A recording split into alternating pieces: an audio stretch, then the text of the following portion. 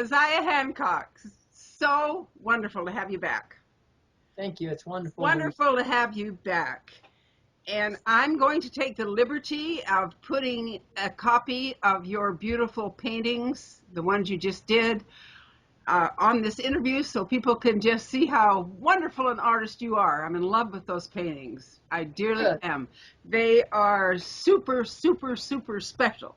Because so often women send me emails and say, I don't get it. Why don't these women just leave?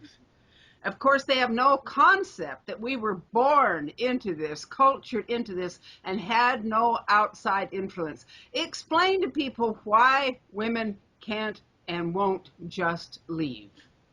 Well, for one thing, when every idea that you ever had that you thought might be a good idea, which this would be a good idea, you didn't dare say it, you didn't dare express it, or even think it. I mean, gosh, as an inventor, which I proved to be later on, I had some pretty good ideas early on. I was scared to death to even mention anything. So, it's a matter of not having enough confidence in your own ability to survive outside of the wretched mess. And also, we're not allowed to make those kind of decisions, are we? We're told what to think. It's like when Tom Green was on the uh, uh, I can't even remember the name of the woman's show, but she was on there, and he was on there with his wives. Well, the person asking the question looked at these women, ask them a question, and they'd look at him like, "What's my answer?" See, that's how it is. So, At Yearning for Zion Ranch, when they had that big raid, Warren's wives were the same. Even though Warren was gone, there was Willie Jessup right there. And they would turn and look at him, and you'd know that they dare not speak unless they said what was wanted. yes, well, and the fear of damnation. I mean, look, when a person has been told that a man can hold the priesthood and they can't, so therefore they're second rate, and the only pure intelligence that can come into the family is through the man. That's what they're loaded up with, that horse manure. And so, they tend to buy in it. If you tell a person anything long enough, loud enough, often enough, they tend to believe it. And so we did, and it really shuts down everything that's creative in a person. When I left that wretched mess, I noticed that my artwork looked like I'd been in Mormon polygamy because it was just so tight, it was so controlled, and I looked at it, and everything in me just wanted to scream, and I thought, you know what, I am gonna break the mold. And so I just thought, I'm not going to copy reality. To heck with it. And I'm going to do something creative. And I don't care how outlandish it is. If anybody likes it, if I like it, then it's good. And so I did. I started doing that. And you know what? It's By good. cracky, it put me on the map. It was like, whoa, this is an artist that the artists want to follow. That concept of having no self-confidence shows in every single aspect of our lives. I know when I came out, I didn't even know how to write a check. I had to be taught. I know. I remember the first time I wrote a check, and had to pay bills every month. See, yeah, Well, in the AUB online on their website, Owen Allred, who was the leader at that time, said that women in a celestial marriage were not allowed to handle finances. So that is a big naked statement about what happens to their welfare check, what happens to the money that they earn, even though they'll take 3 or 4 of them, 1/10 the kids, and the other 3 go to work for minimum wage. My sister, Irene, tended 27 of her husband's kids while she was pregnant every year, while the other wives went to work for minimum wage. yeah, And call that a choice? yeah. Convince me. Well, and Doug, bless his heart, even though he was the love of my life, he was still an ass. But he went to a priesthood meeting and he was telling these guys, he says, hey, what you got to do, you got to grab a hold of the finances. You can't let the woman have that. Excuse me? It wasn't his money. that wasn't him that did that Chinese labor for all those years. Extremely hard work, long hours for years and years and years. He blew through it in less than a year. Over $300,000. Because women are property. Man in town, yeah. There's a statement that's it's in the Bible somewhere. I don't know if it was David or what prophet that said it. It says, if I'm going to give a sacrifice to God, I'm going to have some sweat into it. And that's the way I feel. If I'm going to give something to God, I'm not going to just confiscate something from somebody else and then say, oh, great, how great I am because I can pay a big tithing or help the poor or feed the hungry or whatever. Hey, if you don't earn it, then leave your dang hands off of it. And that's what I have to say. Well, in polygamy, of course, everything, including the children, belong to the men. If that weren't so, how could my father have arranged to have me literally purchased as a child bride? And my mom didn't get the money. I know. And my story is just typical. They say, oh, you can't tell that. That is a big lie. No, it's not. How many kids have been bartered off for position and power? Oh, well, it just happened in my case. It happened to be cash. Robert had to sell his marble stock, or at least part of it, in the marble mine, to buy me. Yeah, sure. Well, I know that I was the product of being handed over to a man that I'd hated since I was 9, from a man that paid a fair amount of tithing. And way back when, in the 60s, listen, money was tight and anything was welcomed. And women were cheap. But what I mean is cheap is, hey, all they had to do is indoctrinate the parents and to hand over their kids, just like Islam, Right. The kids are sacrificed into this mental slavery. Yeah, and this self-sacrificing. So it's the same thing. It's self-sacrificing. Well, at least so far we haven't had to jump on the funeral pile and be burned to death like it happens over there in Islam. Sometimes, Well, the idea of women have no rights, that is what is exactly the same. It is exactly the same. It is. And that's the part I just resent. I resent it with every fiber of my being, and I'll fight against it till the day I croak. Well, the thing that I resent is the lies they tell about it being our choice. We have to say it's our choice or suffer the consequences. Cody Brown's reality show is the furthest thing from polygamy reality that I've ever seen. Yeah, I mean, what woman in her right mind, for crying out loud, wants to listen to the man in the bedroom next to her on the other side of the wall banging another woman? I mean, to me, that would just make a kid's blood curdle. Unless she's really mentally sick. That just, ooh. See, it's so unnatural. It's just despicable. Well, the crazy thing is, if the table was reversed and he had to share her with a brother husband and she was his only wife, he'd think he had a right to kill her. And that's part of the doctrine. Yeah.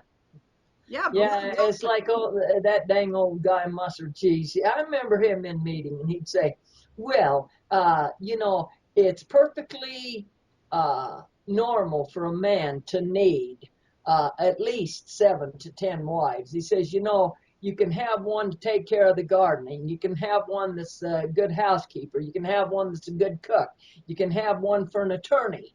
You can have, and I thought about that over the years, and I thought, yes. And wouldn't that just be fancy fine if I had 7 husbands? Of course, I'm not sick like that, but on the same stupid logic.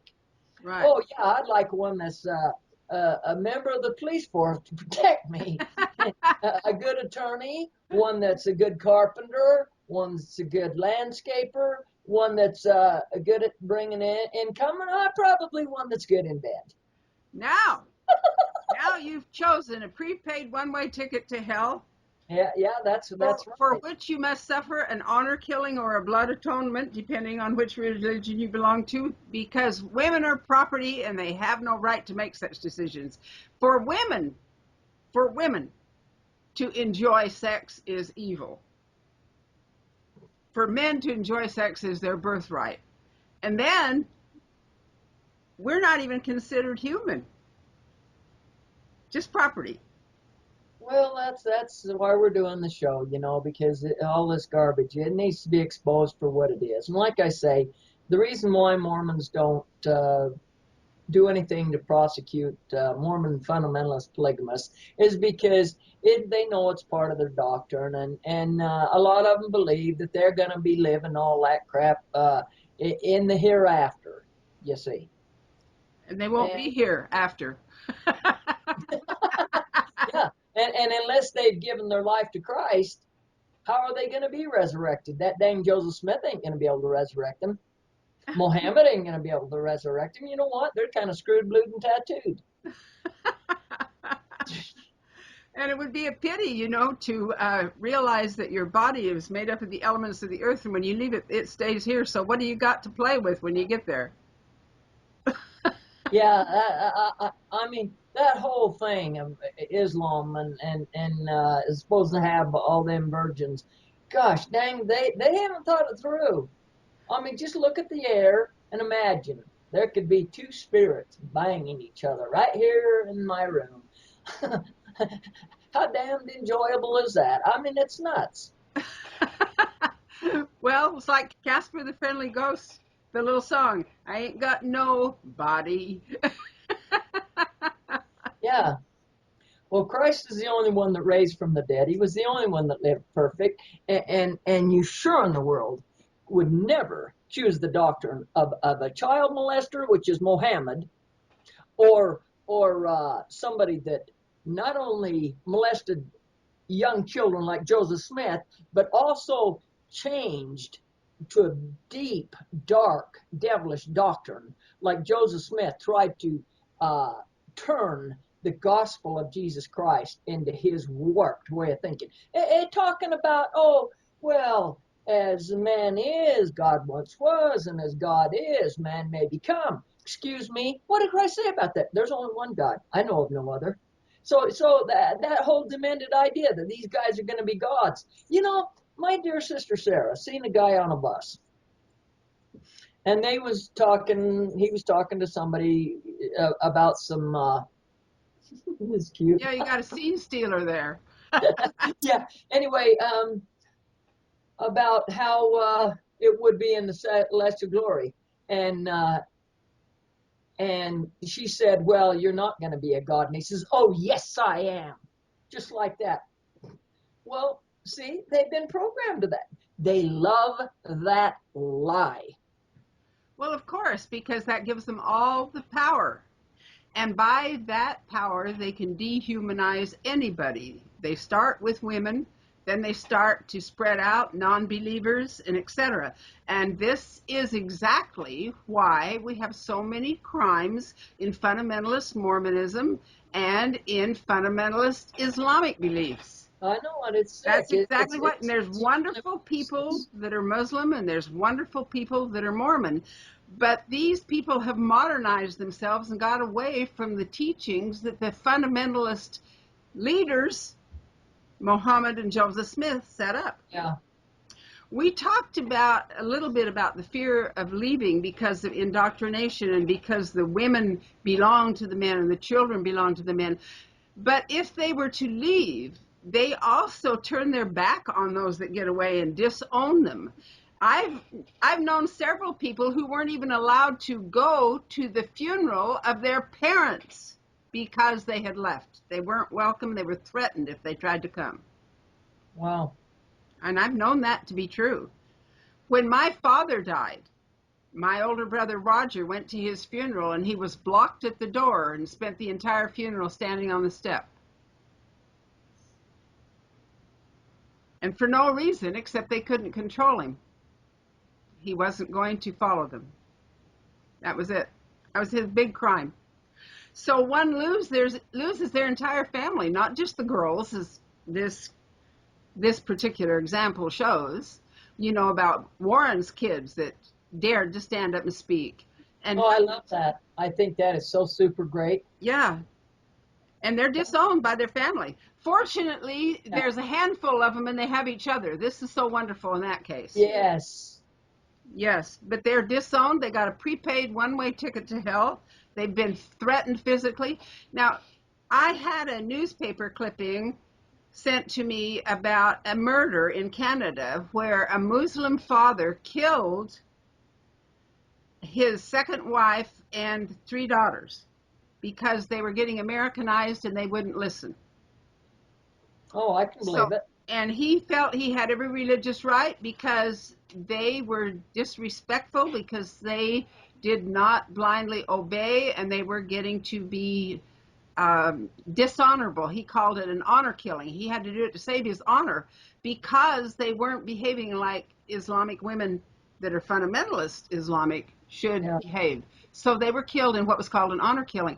And then people say, oh, well, that's just them. That's not just them. How many murders do you and I know of blood atonement in fundamentalist Mormon polygamy?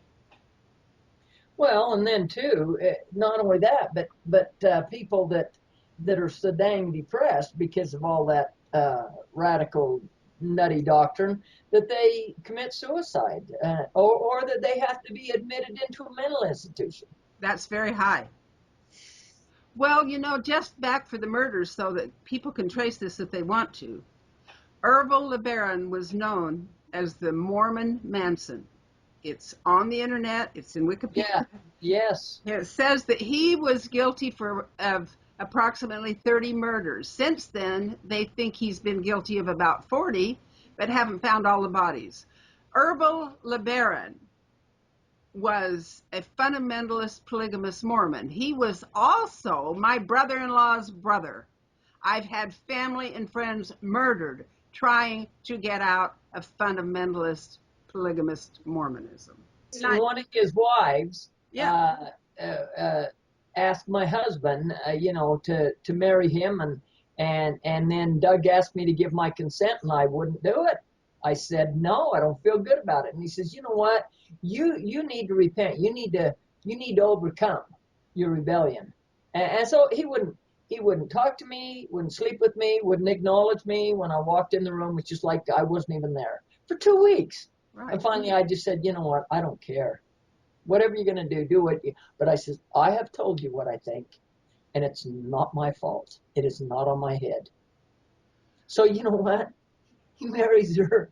And then just 3 months after that, he says, well, I'm going to have to let her go live with her son because I asked God to put love in my heart for her, and he hasn't done it. So, yeah. Yeah. Crazy. Crazy. There's never any responsibility involved. It's you that has to agree with everything, and they're not responsible for their decisions. Never. Well, see, this is the problem with an egomaniac. They love to view their members or congregation or their family as sinners and or suckers. They love to be the object of worship. They refuse to accept responsibility that goes wrong for anything that's a direct result of their actions. Right. And so that's just a theme. It goes with the Jim Jones nutcase and David Koresh in Texas and all that. They're all just as nutty. Jim Harmston, Right. just exactly like it. Well, we love to point our finger across the pond at other countries, but we don't want to look in our own backyard. We don't want to look at the fundamentalist, extreme, sick cults and religions in our own backyard. And there are no consequences. No consequences. How many men have criminal records? Yeah, and they're Criminal not records. And their prosecuted. plural wives have escaped, and the courts have given the children back to the men because the men had the money. The women didn't have any money. They were on welfare. They were always on welfare. I was born for the welfare check. All Yeah, of them were on welfare. Yeah. And women weren't allowed to handle their own welfare check. I remember my dad coming to the house and picking up that welfare check. Mom never got it. And I see this over and over with the Kingstons and on and on and on. And then people say, why don't the women just leave? How are they going to survive if they can't even keep their own welfare check? Because when my mother had come to live in the same home where I was married to that freak, I remember reading his first wife, Frances, that would actually, they beat her into submitting to sign power of attorney so that Frances could cash her little $350 Social Security check every month. And mother said, but then I won't know what you do with it. And Frances says, it's none of your damn business what I do with it. And when you say beat her, you don't mean just psychologically, you mean physically. I mean, yeah, slap her around. A lot. Slap her around, yeah, that's what they did. This is another thing. People think that all of this is just psychological ignorance. It's physical violence as well. Yeah, well, see, the thing is then the thing that made the opening for me to escape was when mother came down with pneumonia. So I had one of the guys that worked for me take her up to the University of Utah Hospital. And then while she was there, one of the other ladies called my sister Sarah, and Sarah went up there and says, you know what, when you're well enough, you come live with me. So then when mother was no longer there, you see, and then that's when I started making these decisions. I've got to get the flip out of here before I wind up in a mental institution. Like me sitting on the edge of the cement curb there of the lawn where the driveway was. And I was eating an orange. And this old bugger come up, and 3 different times he'd ask me, what are you doing here? Well, I'm eating an orange. And then he says to me, he says, well, are you enjoying yourself? And I says, well, yeah. He says, well, how long is it going to take you? Uh, Over a blinking orange. So you know what? When I got up from there and I started walking down to go back to work in the shop, and I said, God, I got to get out of here. You know what? This is so humiliating and degrading. And then, okay, I was working literally 15, 16 hours a day. Now, I know the normal person can't even comprehend that, but I was. And not only that, it was a perfectly legitimate way for me to stay out of this freak's bedroom, because I never had a bedroom on my own, and I was never allowed to rest at any other place. So, okay, rather than be sexually molested, I'd rather work. So yes, I stayed down there working for 15, 16 hours until I was ready to drop. Okay, well, so I'm in there in the house, and it's maybe about 5 o'clock in the afternoon, and I fry some potatoes. And I hear May, because that's what they used to call me then. I switched my name from May to Kaziah, because Kaziah is my first name. But back then, they called me May. And so I go in there. And this old fart's laying in bed, and he says, change the channel. So I changed the channel. He says, no. He says, just stay there. I want to see if I want another channel.